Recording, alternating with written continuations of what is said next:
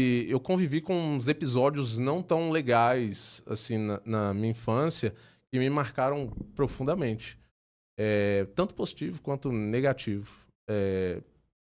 Um dos que me marcou positivamente hoje, mas na época não era tão positivo. Minha mãe trabalhava fora e minha irmã ficava cuidando da gente. Minha irmã meio que estimulava a gente da maneira dela, né? A estudar e tudo, e tomava tabuada de mim. E meio que tinha punição. Errasse, tinha punição. Errou, pum, punição. E, tipo, punição física, cara. Não tinha porrada mesmo, literalmente. Pra aprender. E na marra eu fui... Era de cultura, de coisa da época também, né? Total. Eu fazia isso com o Rafael, meu irmão. Pois Não é. adiantou muito não, né? Tô zoando o Rafa. Devia ter batido mais forte. No meu caso, assim, adiantou. Assim, eu comecei a pegar um amor pelos números, pela matemática. E, assim, a exatas começou a me fascinar, literalmente. E esses episódios foram me marcando, foram me moldando.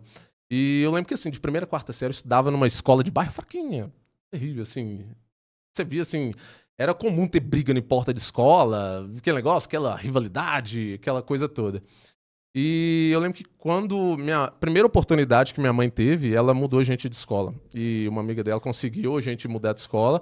E era uma escola boa, fazia prova pra entrar. E foi meu primeiro choque térmico de... Choque de realidade. Total, econômico, então, meu Deus, foi a primeira vez que eu vi olho verde nem mulher bonita. Primeira vez, cara. Tinha visto assim, e olhe lá. E vi dessa primeira vez e foi meu primeiro choque. Minha mãe, como ela era faxineira numa escola de inglês, ela conseguiu uma bolsa de estudos pra gente, para os filhos, assim, nem sei se ela pagava, não, isso aí eu não...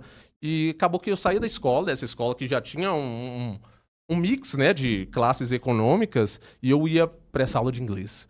E nessa aula de inglês ainda, toda a minha turma era uma classe interessante, assim, uma classe média alta, classe alta, tanto que vários médicos aí da cidade estudaram comigo aí nessa época. Eles não lembram de mim porque, né, fisicamente eu sou outra pessoa, literalmente. Normal também, vai passando. Não, mas é porque fisicamente é outra pessoa, você não tá entendendo. Por isso que a gente tava falando do pouca sombra, do chassi de lagartixa. Eu vou chegar nessa parte aí, Marlon, eu vou chegar. Nossa. E eu lembro que eu sofria bullying, tipo, por ser o filho da faxineira, apanhava na escola. E eu lembro que quando acabava a aula, eu ia lá pra porta da escola e ficava aguardando minha mãe largar serviço, que ela tinha que limpar as salas e tudo. E eu ficava vendo todos os pais da turma, assim, da minha turma, assim, os pais buscando menino, só carrão. Eu ficava olhando, poxa, como assim? Por que isso acontece? Porque tem pessoas que tem tanto, né? Eu nem... Pô, limitação intelectual absurda, total, né? E eu ficava pensando, por que isso acontece? E só os pais, só carrão, e todo mundo, tipo... Só escola impulso, ângulo, marista, cooperativa. Que mundo é esse? Outro mundo que não, total. nem sabia que existia. Tipo, até em questão de fisionomia das pessoas, você viu uns meninos, pô... Cara... Que as meninas que não tem um machucado, né? Uma perebinha, não tem nada, né? Uma cicatriz, né? Uma cicatriz. Poxa, eu ficava assim, assustado, assim, era uma outra realidade pra mim. E várias vezes, Marlon, hoje eu vejo, assim, olhando pra trás, eu vejo o quanto era... a gente fazia muito na época. E várias vezes, minha mãe recebia aqueles valinhos de transporte, né? Aqueles ticketzinhos, era tipo 60, 50 centavos. E nem sei se ela sabe disso, acho que deve saber.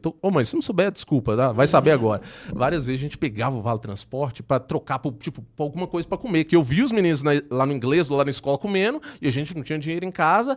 Aí minhas irmãs e eu, a gente tramava nosso plano, vamos pegar, vamos. E eu, o caçula, era o aviãozinho da história. O frente, né? Isso, vai lá na padaria e pede pra trocar no vale. Aí eu ia lá e comprava. Pô, iogurte. Pô, não tinha iogurte em casa assim.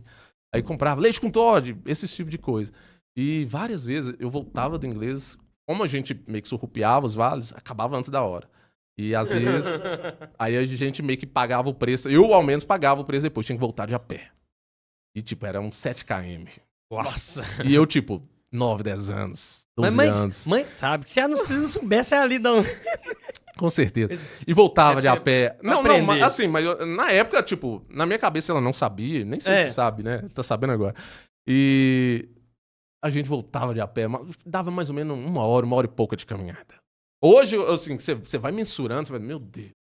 É muita coisa. E eu cresci, assim, numa família, assim, um pouquinho desestruturada, meu pai não era tão presente. Até como eu gosto, assim, de cálculos, eu gosto de mensurar as coisas, né?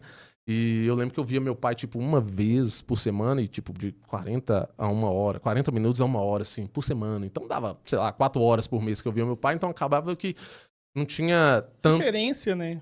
Mas a gente tinha um outro agravante. Como eu era o caçula, meu pai era, tipo, muito, muito idoso, assim. Tipo, meu pai era de 30, da década... Ele nasceu em 1931. Então, assim, ele era de idade pra ser meu avô. Tanto que eu tenho irmão, assim, sei lá, de 60, quase 70 anos hoje. Então, assim, eu não tive tanto contato. E os conselhos que ele me dava eram aqueles antigaço. Não vai estudar. Era outra... Era 2 gerações antes. Eu falava assim com ele, eu tô querendo fazer um curso de tal. Que curso? É trabalhar, meu amigo. Trabalhar. Aí eu lembro que meu primeiro emprego foi vender suquinho em rua. Literalmente. Aí eu estudava, acabava a aula, ia pra rua. A mãe de um amigo meu vendia suquinho na casa dela. Aí eu dei um jeito, comprei uma caixinha de isopor, ia pra lá e pegava o suquinho e a moça falava, e aí, quantos suquinhos você quer hoje? Chup-chup, né? Sacolé? Cada um fala de um jeito. Aí pegava e saía rodando. Aí nessa época tinha muita escolinha de futebol, né? Nas cidades. Eu ia pros campinhos, ia pro Boa Vista e tudo. Mas só que eu tinha uma desvantagem física. Tipo, eu era mirrado, magrelo, magricelo. Então, assim, eu era o prato cheio pros caras mais velhos. Os caras pegavam, me dê suquinho aí, não vou pagar não. Você vai fazer o quê? Pô, não tinha o que fazer, tomar prejuízo. Chegava lá, sei lá, o dinheiro que era pra eu ganhar, sei lá, suquinho era 10 centavos. Isso, a moça ficava com 6 centavos, eu ficava com 4, né? Então, assim, pô, não tinha, sabe? Não tinha lucro, não via o dinheiro. Mas foi meu primeiro emprego, eu acho que deu pra tirar algumas lições nisso aí, assim. Vou começar a sentir como é que é, né? Nossa, a crueldade da vida, né? Não, a crueldade da vida, tipo, lei do mais forte mesmo, fisicamente, intelectual e por aí vai. Sim, e o mundo do business é esse. O mundo Total, do business é esse. Ninguém tem Só dó de ninguém. prevalece quem é forte. Forte Sim. aqui, forte de todas as formas. Sim, e eu acho que essa é uma, talvez, o que talvez na época era uma desvantagem, hoje se tornou uma vantagem, porque você vai apanhando, tipo, fisicamente, apanhava. Pô, uma hora você aprende a bater, então você morre. Mas eu apanhei muito, cara, precisei muito, apanhar bastante. E eu lembro um outro evento também que marcou, como eu sou alto, né, até hoje eu tenho que ficar me policiando, porque quando eu sento, né, eu fico meio cocunda, isso. Aí minha mãe fala, procura ajuda.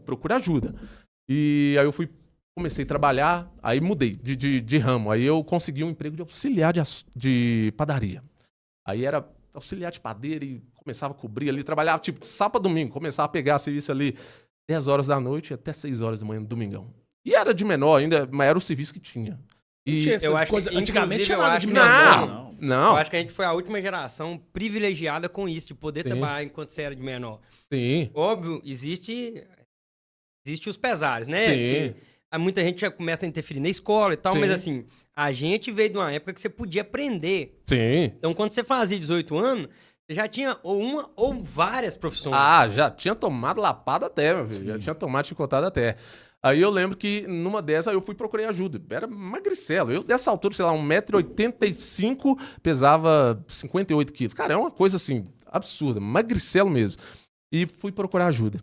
E aí a moça, olha, entra na musculação. Eu acho que isso aí vai endireitar a sua coluna, você vai andar mais ereto, isso pode te ajudar. Entrei na musculação. Aí comecei, tipo, a conversar com o personal e falou, olha, tem um tripé da musculação, né? Que é o treino, é o descanso e a alimentação. Você precisa ingerir mais caloria e tudo. E como eu já trabalhava, eu comecei a comprar as coisinhas. Comecei a comprar leite, banana e tudo. E nessa época, morava eu, minha irmã e, se eu não me engano, 2 filhos dela. Todo mundo junto e minha mãe, obviamente. E eu lembro que eu ia no supermercado, comprava uma caixa de leite, comprava banana, muita banana, aveia, comprava coisa calórica para tentar ganhar uma massa muscular. E até a questão, assim, primeiro foi por necessidade mesmo, literalmente. Não foi por estética nem nada. Nunca foi, Marlon, nunca foi. Por mais que eu sempre fui o cara feio, assim, tipo, feio, pobre, burro. Não, o meu passado era esse. Tipo, imagina, tipo, cara, feio, pobre, burro, tipo, dentuço, dente encavalado. Cara, não tinha chance. Não tinha. Que é verdade. Só as partes do burro que eu discordo. Você sempre foi inteligente. Toca a bateria, quer que você conta pra gente também, mas continua lá. Sim. Vou contar isso. E nessa época aconteceu umas coisas que me marcaram muito e que foi decisiva pra eu fazer upgrade, assim, de mentalidade. E eu lembro que eu comprava as coisas, acabava de treinar, e eu chegava em casa, tomava e tudo, aí eu ia trabalhar. Aí, algumas vezes, eu chegava em casa, tipo, no outro dia. Eu comprava, tipo, uma caixa de leite, uns 2 cachos de banana, alguma coisa assim. Comprava um cacho de banana pra eu fazer vitamina. Tudo. Aí eu chegava no outro dia, tipo, tinha 2 bananas. Eu, cara, o que aconteceu? E sem culpa, assim, vamos separar as coisas, né? Eu acho que tem que separar. Os meninos eram pequenos, assim, se estava com fome, tinha que comer e tá tudo certo. Tem jeito. Na realidade deles, pô, é o que tinha. Pô, tem banana disponível e tal. Era o que tinha, sem julgamento, tá? Isso aí não. Claro. Mas era o que tinha, mas são isso... crianças e agem como criança, ponto final. Sim, mas isso, ao menos pra mim, me feria no sentido de tá atrasando o meu objetivo. Sabe? Tá me atrasando. Eu quero ficar, tipo, quero ficar bem, quero ganhar um corpinho legal e isso tá me atrasando. Isso me tirava do sério internamente. Cara, eu ficava bravo. O que eu comecei? Comecei a guardar ela dentro do guarda-roupa. A banana ali, guardava tudo dentro, atrás das minhas roupas. Os meninos iam lá e achavam. Meu Deus, o que é isso? Aí tinha um outro agravante também, lá na nossa casa que a gente morava. E a casa era bem velhinha mesmo, assim. E eu lembro que o teto tava esfarelando, não tinha telhado colonial, nada. Era só laje, começava a esfarinhar o teto, assim.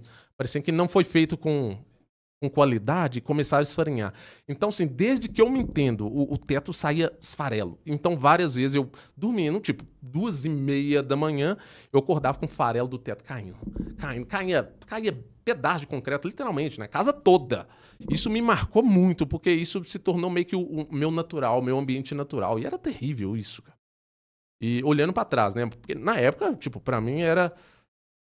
Tava ruim, mas era o meu normal. Era o cotidiano ali. Tava inserido ali. Era o que eu tinha, mas...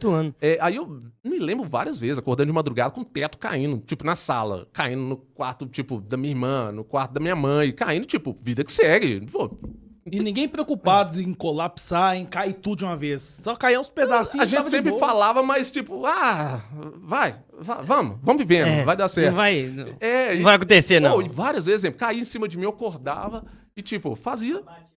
Cara... E a famosa frase, não, Deus vai abençoar que não vai acontecer nada, não.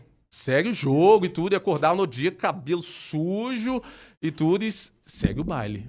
E vida que segue, e corre atrás do seu. Mas isso foi me incomodando, sabe? Isso começou a gerar em mim, eu falei assim, não, tem que ter uma outra forma. Tem que ter. E eu comecei a trabalhar. Aí trabalhei em supermercado. Comecei a trabalhar no supermercado e eu lembro que Deus foi muito generoso comigo quando eu fui entrar pro supermercado, Marlon.